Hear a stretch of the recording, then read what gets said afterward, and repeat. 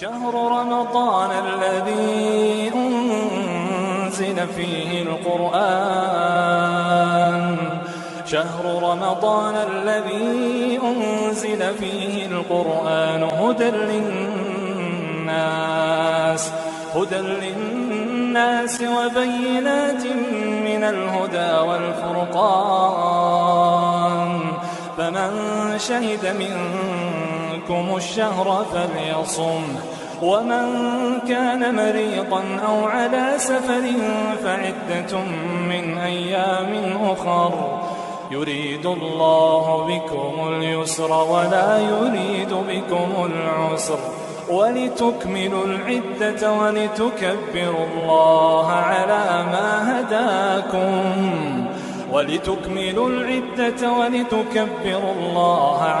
ما هداكم ولعلكم تشكرون.